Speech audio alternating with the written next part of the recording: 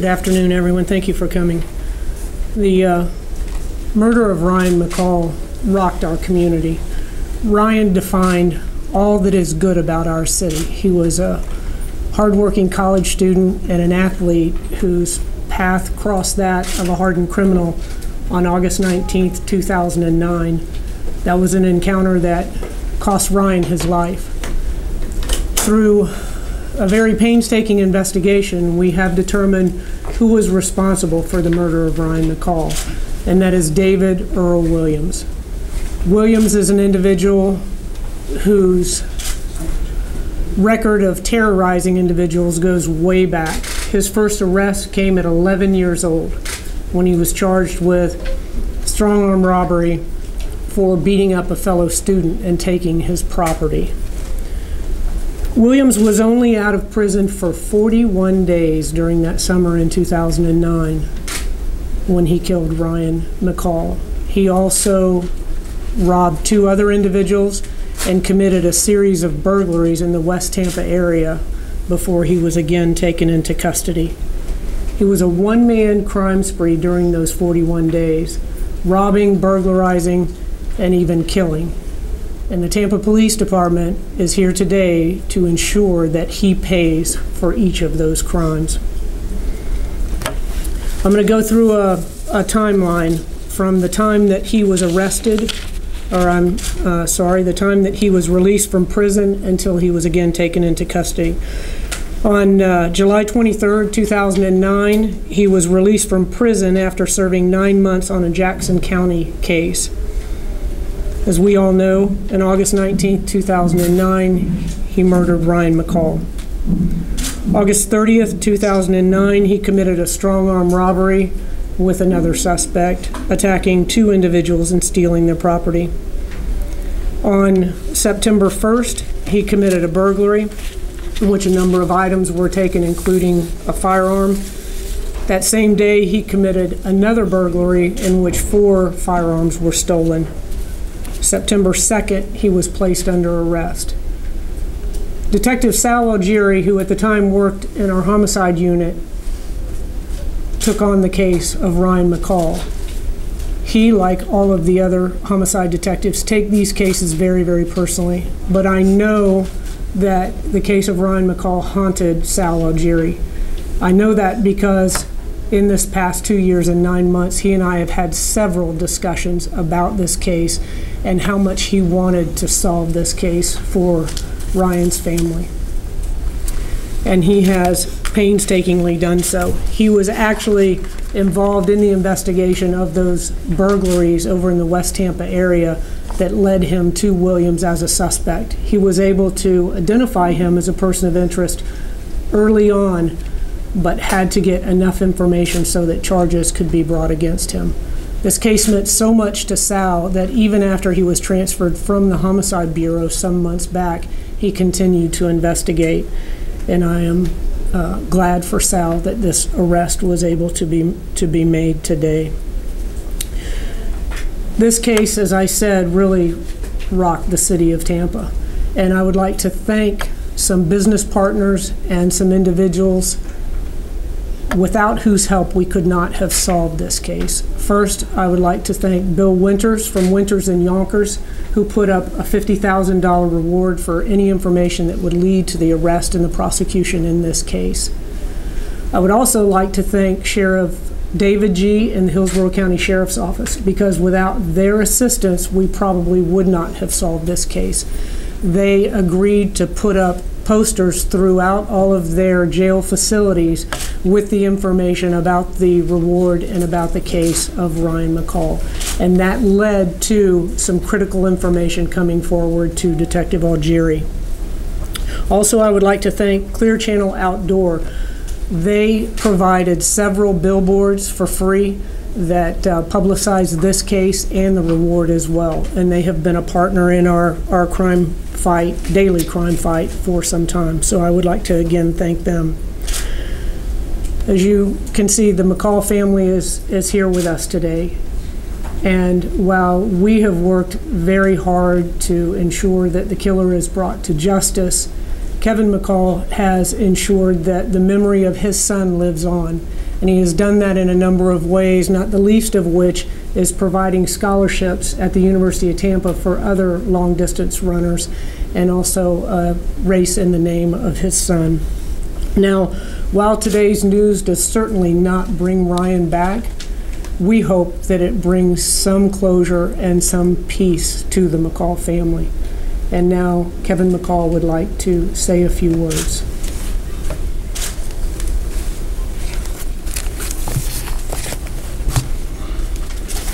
Just give me a minute.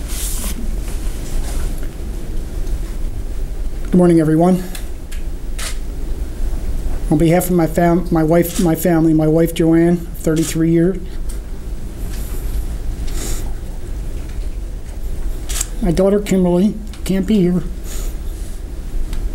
my son Kevin, and my son Ryan. I'd like to say a few words about what's happening here today. August 19th, 2009 was an horrific day in the city of Tampa. The day began with the murder of my son Ryan. The day ended with the murder of Corporal Mike Roberts. Justice has come to the end of that day. Now, justice can come to the beginning.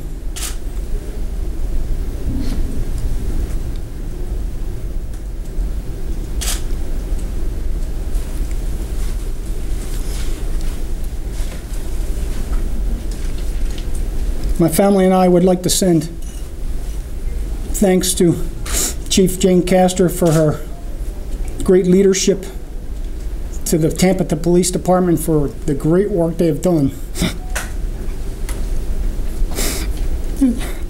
Excuse me. And to one man who would never stop. His professionalism, his integrity, and his compassion. Detective Sal Augeri.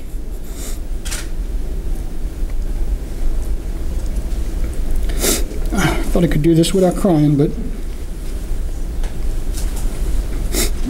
this is one hardworking detective, and that's the only reason why we're here today. We let the police do their job, which got us here. I'd also like to send out a thanks to the media for their professionalism, their respect to our family throughout all these 33 months.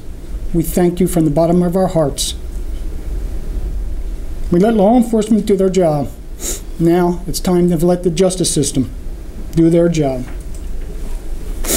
My life from 2009 is in here now. Just another page that we will add. We ask that you may ask questions, but direct any questions to my son or myself, and any questions of the case is to be directed towards law enforcement. Thank you all. Thank you, Kevin. And now, as many of you know, since this occurred, actually prior to August of 2009, we have had a great working relationship with the University of Tampa. And after this event occurred, we met with the University of Tampa to see what we could do to keep ensure the safety of all of the students that attended the University of Tampa. And I can say that it has been a great working partnership throughout the years. So now I would like to call the Dean of Students, Stephanie Russell-Holtz, up to just briefly outline some of the programs that we have been involved in. Stephanie? Yes. Thank you so much. Before I start talking about the programs, I just want to express on behalf of the University of Tampa community that we continue to mourn the loss of Ryan McCall every day. His legacy, his presence on the track, in the classroom, in our community as a student leader. There isn't a day that goes by that we don't think about Ryan and the impact that he has left on our family. We are so grateful for our partnership with the Tampa Police Department. Prior to this incident, we had a great working relationship on creating programs that would help educate our students on safety and and the role of the Tampa community as a part of our urban campus. Right after this incident, we had an officer on campus that filmed a PSA to help educate our students about the area. We decided that we wanted to have a broader audience, so we produced another PSA. We actually partnered and had one of our students in the video along with the officer that we have used for a variety of different programs. We've used it in orientation, we've used it in safety programs, we've used it pre-Gasparilla. We are really trying to get the word out to our students, the importance of their safety. We look forward to working with the Tampa Police Department on continued safety initiatives and really feel a true partnership. And we know that we are important to the Tampa Police Department. We know our students are valued, and anything that we can do to help the Tampa Police Department as we move forward, we hope to do. And again, to the McCall family, we loved Ryan and we miss him every day. Okay, with the charges that will be brought against Mr. Williams today, I would like this message to go out to the community that although it may take some time to solve some of these crimes, that the Tampa Police Department does not forget. We are always working on these unsolved crimes to ensure that we bring individuals to justice. And the message to the bad guys out in the community is that you will pay eventually for the crimes that you commit. So again, I would like to thank everyone for participating here today. I know that it was so difficult for Ryan's family. I would also like to thank the State Attorney's Office. They have been an integral partner in this investigation from day one, and as they always are, but in this case, it really has paid off in the charges that can be brought today, and just a little bit of closure for, I hope, for the McCall family. All right, I'll open it up for any questions. Chief, I had a question about the investigation actually through this report. From what I understand, when officers went to interview the suspect, is he still claiming that there was someone else involved? He has made statements that indicate there was someone else involved. There's nothing to indicate to the Tampa Police Department that there was anyone else involved. So that he acted alone. So he's the man. He's the man. None of the victims ever, the other person involved never said that there was anybody else there? No, our indication and the information and evidence that we have indicates that it was David Earl Williams. You said that the flyers in the jail helped you in terms of nabbing the suspect. Was there, did you have interviews with other inmates? Yes, we were able to garner information from those posters that had been put into the jails. We were able to receive information that confirmed some of the leads that we had. So it was the information that we got out of the jail was vital to our investigation. Could we ask Bill Winters a question as well? Sure. Is he available? I mean, not that for you to leave the podium, but I just wanted to, do you mind, sir, if you take the podium just for a second? If you could just tell us, did you know the family at all? I mean, $50,000 is this significant reward. I'm sure they're so grateful, but what inspired you to get involved? Well, I didn't know the family at the time. I know them very well now. They're good friends of mine. At the time, it was a man my age who lost his son, sent him down to Tampa to go to school, and he's from Pennsylvania, although Kevin lives here now. Sent him to Tampa to go to school, and he was murdered here, and that struck me. It's wrong for our city. And so because of that story, you personally decided to get involved?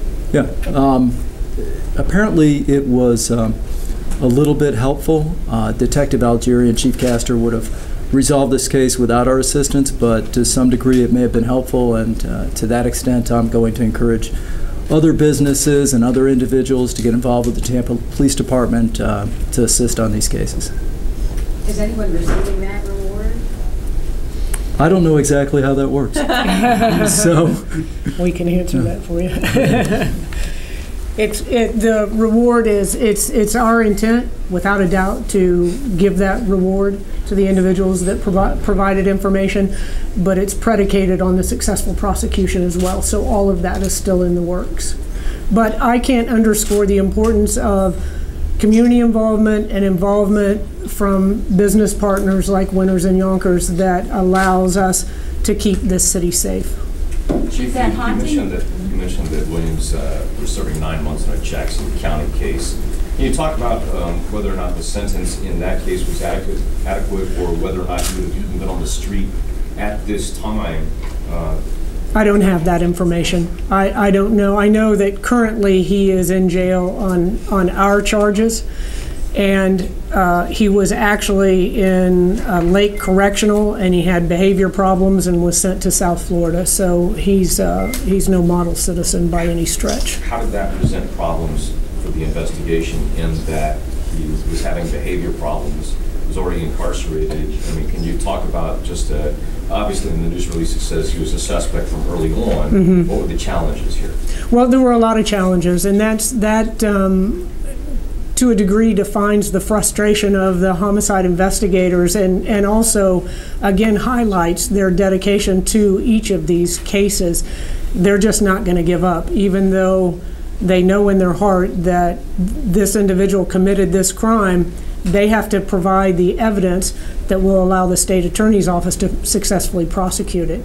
So it was just that dogged determination by Detective Augeri that allowed him to get to the point that he could go down on May 23rd, interview Mr. Williams, and identify him as a suspect in this case.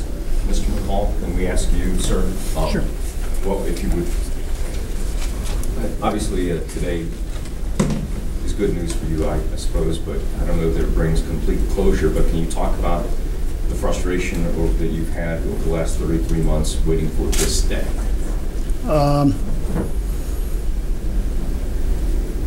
There has not been really any frustration because we just let Detective Augeri and the police department do their job, knowing someday this will come. We didn't put a date on the calendar. We just knew it would be here. What it does for us after this, only time will tell. It still doesn't change what happened that morning.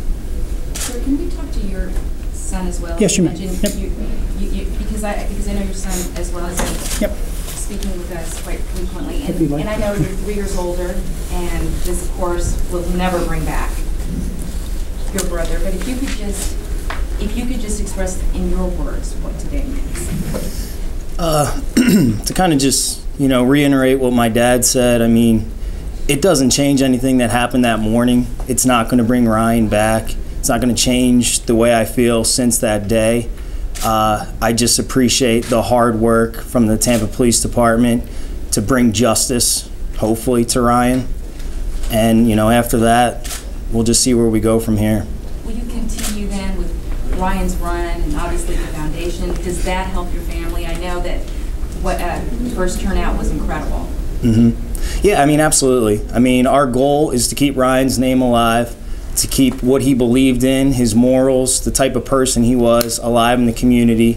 And through the runs that we do, the scholarships that we give out, the stories we continue to tell about Ryan, that does keep him alive. So that is our goal as a family, to continue to live what Ryan wanted to live. How do you want people to remember your brother? I mean, just for the happy, good person that he really was. I mean, everybody that he met, he brought joy into their life. He just had a good heart, always wanted to give back, always put a smile on everybody's face, and that's how we want everybody to remember Ryan. Hardworking, good kid that he was. I know it's been almost 3 years, but can you describe, if you can, the toll that this has taken on your family? There's not an easy day. To be completely honest with you, there's not an easy day. You wake up every morning, you remember it. Every moment in the day, there's something that you think about that is Ryan, that reminds you of Ryan. What has gotten us to this point is the family that we have and staying close, and the support that we've had from our family and friends. And quite honestly, the Tampa community has really stepped up and has blown us away with their continued support. You guys, the media, has been very respectful to our family, very helpful as well. And for that, I mean, Bill Winters, I mean, just great things have come from a very horrible thing, and that is what has helped us to get through this. Have you and your father talked with the university about safety and security, the things you guys would like to see? Have there been changes made that you guys feel are adequate in terms of warning students about the dangers off campus? We talked to the university when this first happened. I'm sure the changes have been made that they've discussed, and I know some students that still go there, and they have said that there's been changes made, and to basically educate the students on their surroundings and, you know, the dangers that are out there and how to stay safe and be safe. Chief, I hate to ask this back on the investigation, but you know that horrible 911 call that the police department released that was so haunting at the time. You said that this, you know, perhaps could lead to the perpetrator. Did it in fact? Yes, that was one of the key elements in the case that allowed us to solve this and eventually bring charges, was that message that was played to the community. And how was that? Just through the recognition of the voice? Or Yes. All right. Thank you guys very much. We appreciate it.